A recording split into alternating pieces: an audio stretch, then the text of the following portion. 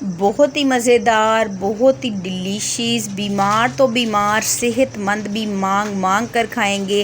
اتنی لذیذ ہم بنائیں گے مونگ دال، چھلکے والی دال سے کھچڑی، جس کو ہم بنائیں گے بلیک پیپر کالی مرچ کے ساتھ۔ بسم اللہ الرحمن الرحیم۔ السلام علیکم ورحمۃ اللہ وبرکاتہ۔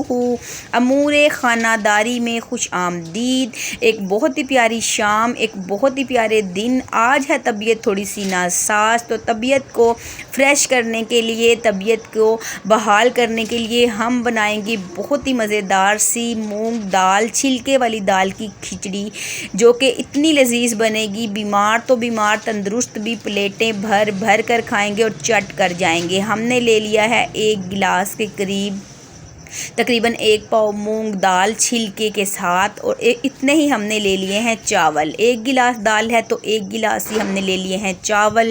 دونوں کو اچھے طریقے سے صاف کرنے کے بعد ہم نے بھگو کر رکھ دیا ہے۔ اس طرف ہم نے لے لیا ہے 1 ٹماٹر، 1 پیاز، 3 سے 4 ہری مرچ سے 1 انچ لہسن کا، ادرک کا 1 انچ کا ہم لے لیں گے ٹکڑا۔ ادرک کو آپ نے بالکل سکپ نہیں کرنا ہے، کیونکہ کھچڑی میں جو فلیور بنے گا وہ کالی مرچ اور ادرک ہی سے بنے گا۔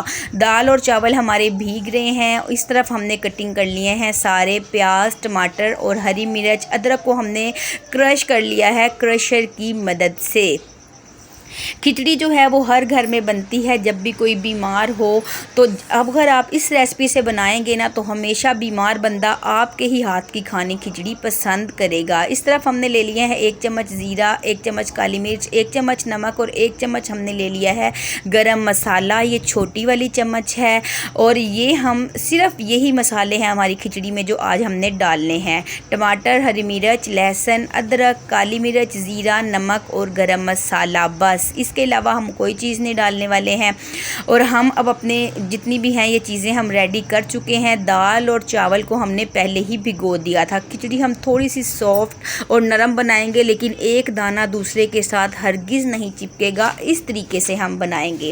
یہ لے لیا ایک کھلے منہ کا برتن، ایک پتیلا، اس کے اندر ہم نے ڈال دیا ہے گھی۔ چاہے تو آپ دیسی گھی بھی ڈال سکتے ہیں، لیکن میں نے گھر میں استعمال ہونے والا صوفی گھی جو ہے وہی میں نے 1 چمچ بھر کے ڈال دیا ہے۔ ساتھ میں ڈال دی ہے پیاز کو کر لیں گے ہلکا سا گولڈن براؤن۔ جیسے اس کا کلر چینج ہوگا ہم ڈال دیں گے زیرہ ڈالنے کے فوراً بعد ڈالیں گے ہلکا سا پانی، جس سے کہ پیاز کا گولڈن سا کلر نکل آئے گا۔ ساتھ ہی ڈال دیں گے ہم ٹماٹر اور ہری مرچ، اور ساتھ میں ڈال دیں گے 1 چمچ کے قریب ہم نمک، 1 چمچ ہم ڈال دیں گے کالی مرچ۔ اچھے طریقے سے ہم اس کو مکس کریں گے اور ہم اس کا پیارا سا ایک مسالہ بھون لیں گے۔ بڑی ہی پیاری کالی مرچ اور زیرے کی آ رہی ہے خوشبو، اور بہت ہی پیاری رنگت کے ساتھ ہمارا کھچڑی کا جو مسالہ ہے وہ بھون کے ہو رہا ہے تیار۔ گھی الگ ہو گیا ہے اور جو مسالے ہیں وہ الگ ہو گئے ہیں۔ اب اس کے اندر ہم ڈال دیں گے پانی۔ ہم نے 1 گلاس لے لیے تھے چاول، تو ہم ڈالیں گے 2 گلاس پانی چاول کے لیے، اور ½ گلاس